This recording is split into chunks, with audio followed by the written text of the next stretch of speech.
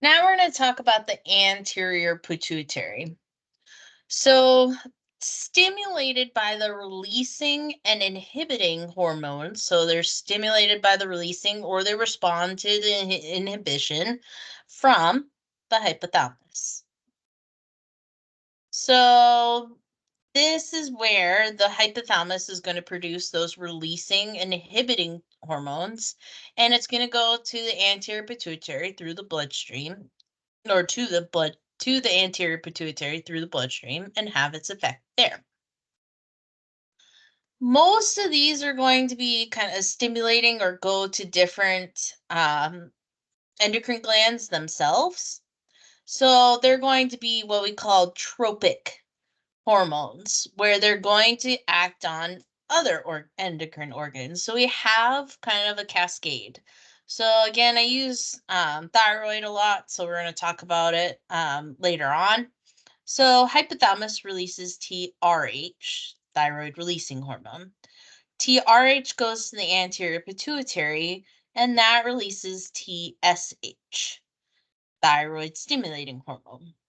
Thyroid stimulating hormone then goes to the thyroid in the neck, and that stimulates, because it's stimulating, releases the thyroid hormones, so T3, T4.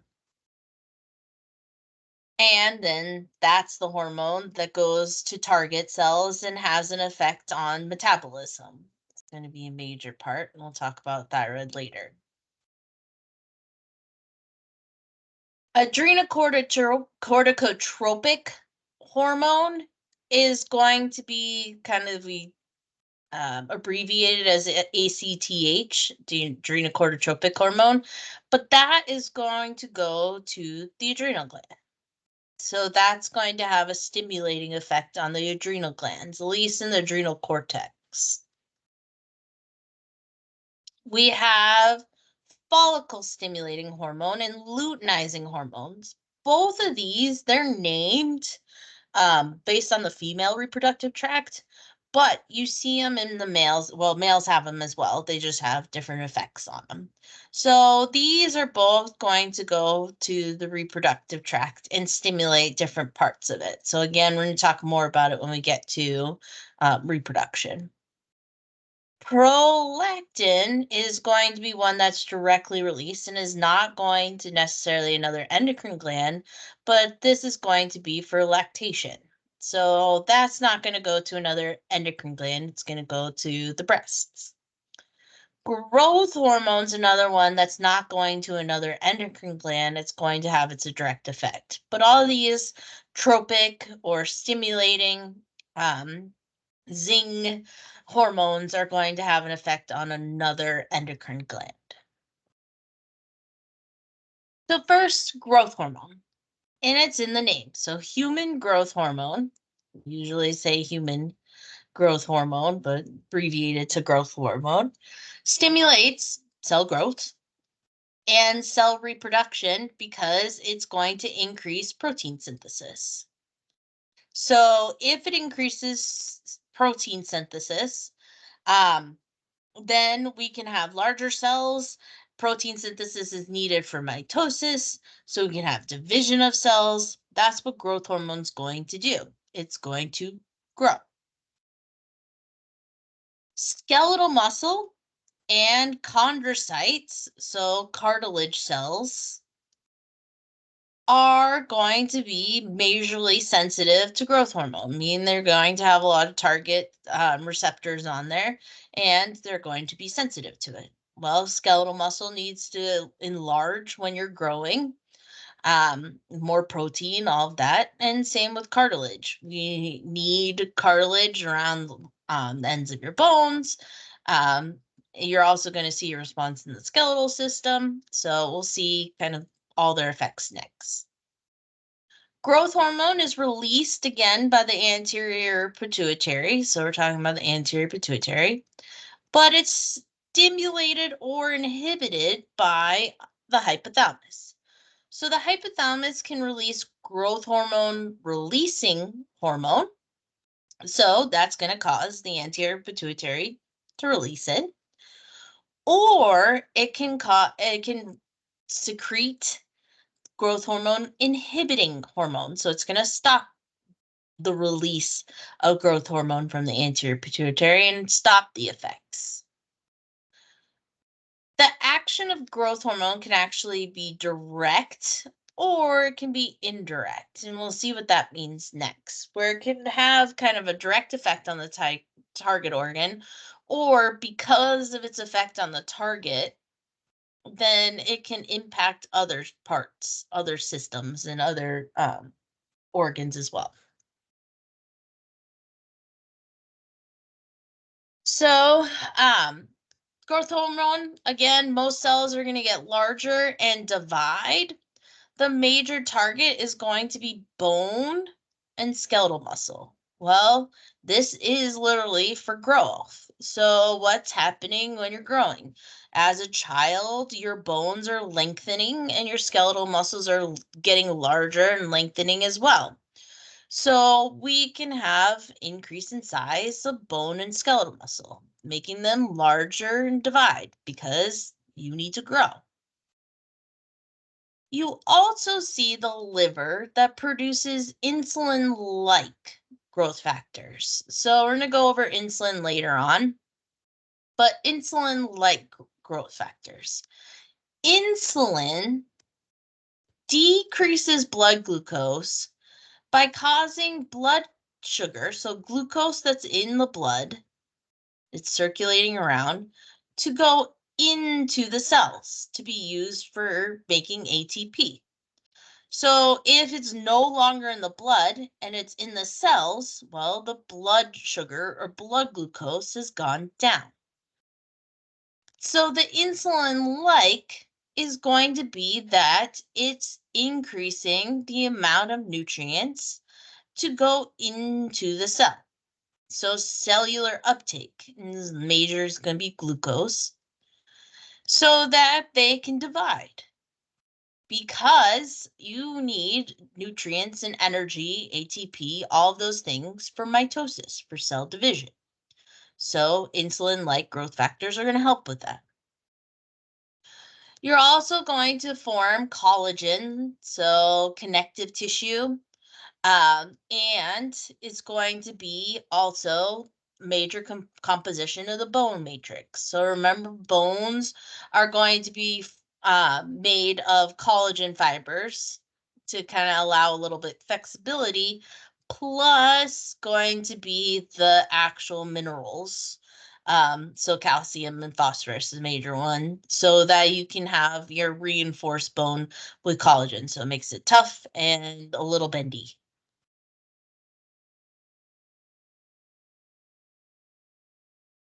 Then it also, growth hormone has direct action on metabolism. So still the same thing, connective tissues. So if you're growing in space, you need to kind of fill this space. Because remember, connective tissues, a lot of them are like the packing peanuts of your body. So they need to fill the spaces. If you're growing your organs or coverings of some sort, your skin also needs to enlarge. So you're going to have more cell division, more protein synthesis. Everywhere that kind of you can increase protein synthesis for kind of making larger, this is going to happen. Growth hormone also stimulates the breakdown of adipose tissues. So sometimes you can see kind of before a child goes through a growth spurt, they can be a little chunky. And then all of a sudden they grow a lot and they get slender because it breaks down, growth hormone breaks down adipose or fat tissue. This releases fatty acids into the blood, which can be used for energy. So to create energy. So fatty acids, instead of sugar or glucose, are used to make ATP. And we actually don't use as much glucose when this is happening. So you can actually decrease the rate of glucose going into the cells, which is an anti-insulin effect, because remember, I mentioned insulin is pushing glucose into the cells. So a lot of times, at least in some places, this isn't everywhere, then you'll have higher blood glucose so your nerves and other tissues can use the sugar. The liver is going to break down glycogen. Remember, that's going to be a glucose storage molecule. So if you're breaking down glycogen, then you're going to release glucose into the blood because it's not stored anymore. You're going to release it from storage. So this is just looking at a kind of things that we talk about with the growth hormone. So we either have um, stimulation. So you have growth hormone releasing hormone or inhibitory hormone. You release the growth hormone. The direct actions are going to be kind of metabolic actions that we talked about, increasing the blood glucose, increasing fat breakdown and release, which is increasing the glucose as well. Then indirect actions is the stuff that we talked about, the liver and the insulin-like growth factors, where you're going to have skeletal growth, cartilage growth, protein synthesis, cell growth, all sorts of growth everywhere. So it's increasing glucose, at least in some areas in the blood, so that it can go to the skeletal muscle and cartilage. So this is why you're going to have anti-insulin effects in some areas, and then you want insulin effects where the bone and the muscle and all of those places, because that's where you need the most energy for the most growth.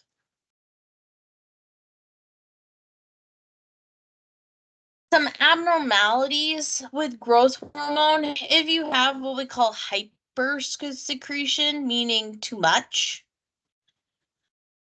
in children, when you're doing most of your growing, it causes gigantism. So you can reach heights of 8 feet, but you can see that it's actually kind of proportional. You have really long arms, really long legs. So it's an actual giant, but it's all proportional.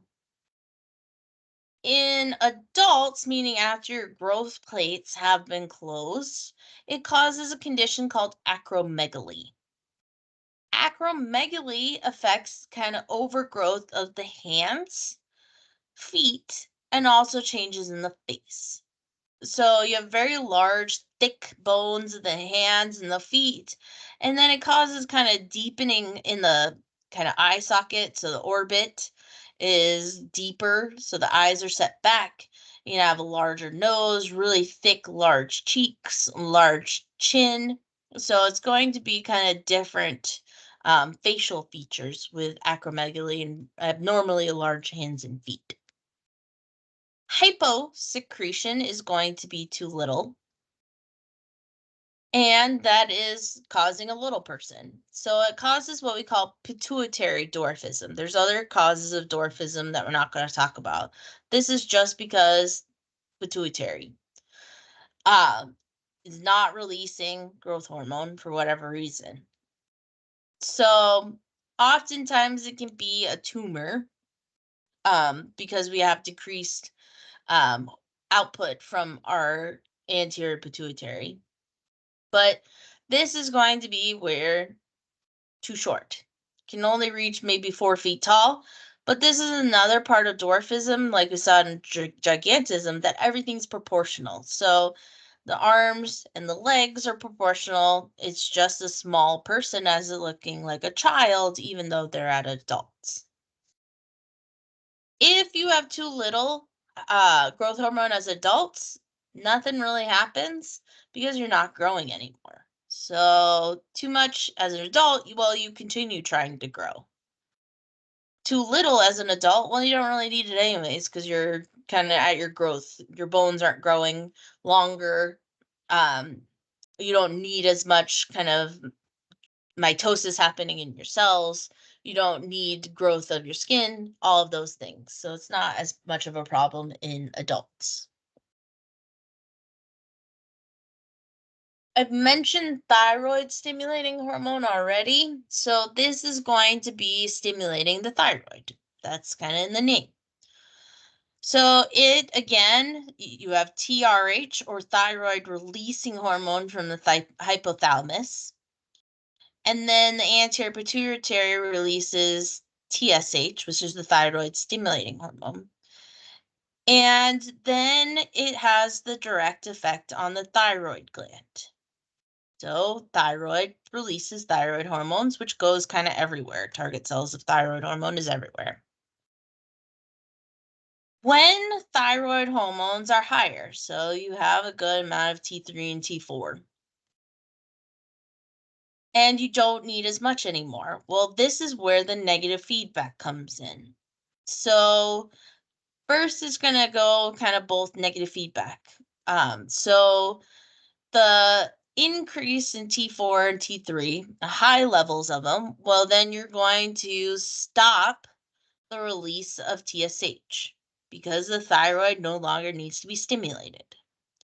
You're also going to stop the release of thyroid releasing hormone because you don't want to release TSH anymore. So you're going to stop the release of both. And that's going to be the negative feedback because then as T4 and T3 are used by the cells, then their levels will go back down. And then we can start the process over when it's needed. So that negative feedback is bringing the levels back down. If you have a high level at the kind of bottom, then it's going to stop the stimulation hormones from the other organs to lower its level back down again.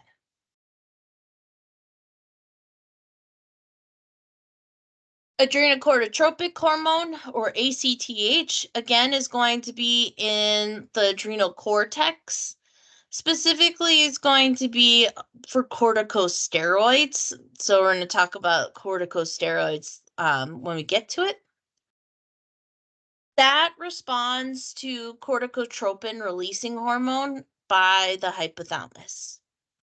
And again, ACTH is going to be kind of negative feedback as well.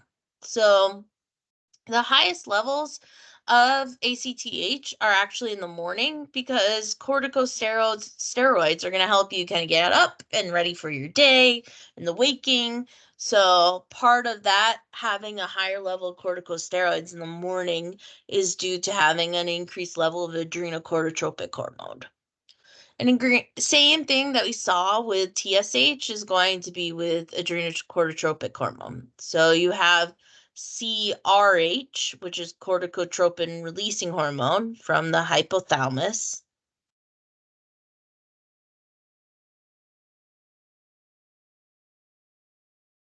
And then that goes to the anterior pituitary where you release ACTH.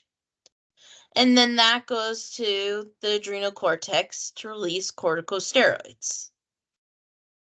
And we still have the negative feedback that we see with the rest, or the ones that I just talked about. So high levels in the morning. So all of a sudden you're going to have a higher level of corticosteroids in your blood. Well, then that is going to have an effect on ACTH where anterior pituitary is going to stop secreting it into the bloodstream. And you're going to have an impact in decreasing the amount of corticotropin releasing hormone from the hypothalamus. Without those two hormones coming down to stimulate the release of corticosteroids by the adrenal cortex, the levels of corticosteroids will go back down to normal. So we'll decrease those levels. Gonadotropins are going to be follicle stimulating hormone and luteinizing hormone. They have an effect on the gonads, which in females is the ovaries, and in males is the testes. Same thing. So gonadotropin releasing hormone from the hypothalamus causes release of FSH, or follicle stimulating hormone, and LH, luteinizing hormone. Both in males and females, FSH is going to stimulate gamete production. Gametes in females are the eggs, and that's produced in the follicles. So you actually have follicle production that eventually will lead to ovulation and making sperm in males. And there actually FSH is inhibited by something called inhibin, which can be released by the ovaries or the testes, depending on what's needed. So eventually, if you have enough sperm or the follicles are developing enough, then you inhibit the release of FSH. So that's how it stops and has that negative feedback. And again, we'll talk more about this when we get to the reproductive section. LH is going to be the gonadal hormones. So this is going to be progesterone and estrogen in females, and it's going to be testosterone in males. So LH is more the hormones, FSH is going to be more follicles or sperm, production of the gametes.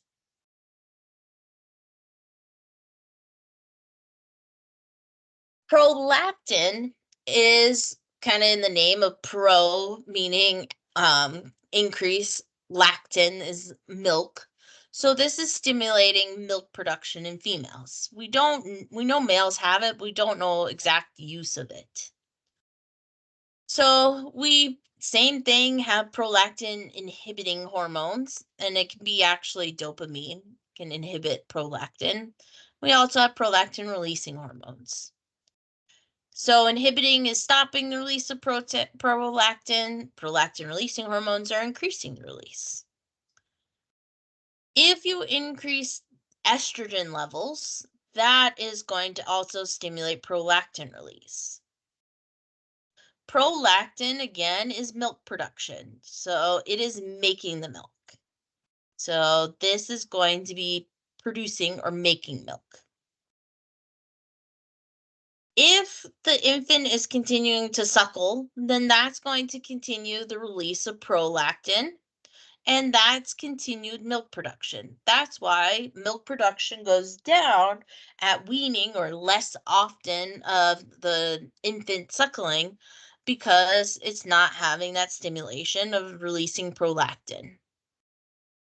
So you have a decrease in milk production. And remember, oxytocin from the posterior pituitary is actually the milk getting out and going through the nipple into the infant's mouth. So you need both. You need prolactin to make the milk, and you need oxytocin to pour the milk.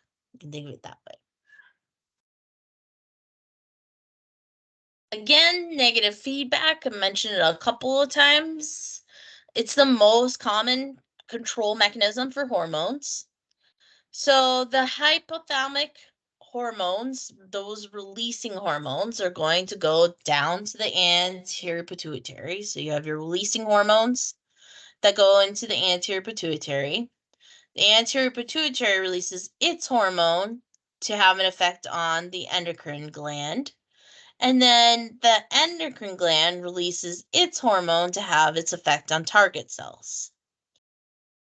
Now, again, as the hormone 2, this hormone, the levels increase in the bloodstream. Well, it gets to a point where you stop releasing hormone and you stop or decrease the amount of the anterior pituitary releasing its hormone. So then, as hormone 2 is being used by the target cells, the levels in the blood begin to decrease and go back to normal. So then we have the normal effect until we need it again. So it's just kind of a big cycle.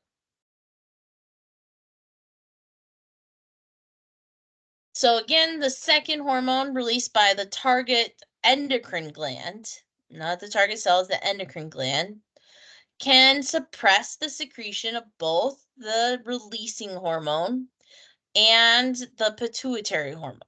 So again, if it's saying that the levels are too high and we need to go back to normal, well, we're going to stop its stimulation. So stop the releasing hormone, stop the stimulating hormone, and the levels as the hormone 2 is being used will go back to normal range until it's needed again.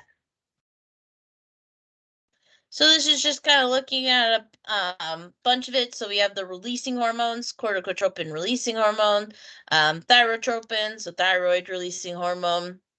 We have growth hormone, prolactin, all these things. Remember ADH and oxytocin? We didn't talk about MSH. Oxytocin and ADH are released by the posterior pituitary. Oxytocin talked more just in females. LH and FSH we'll talk more about when we get to the reproductive, but stimulating sperm production and follicles, stimulate hormones. We have growth hormone that's going to increase the size of our bones and muscles and other tissue. We'll talk about the thyroid gland, and we'll talk about the adrenal medulla. So this is just kind of showing you an overall view.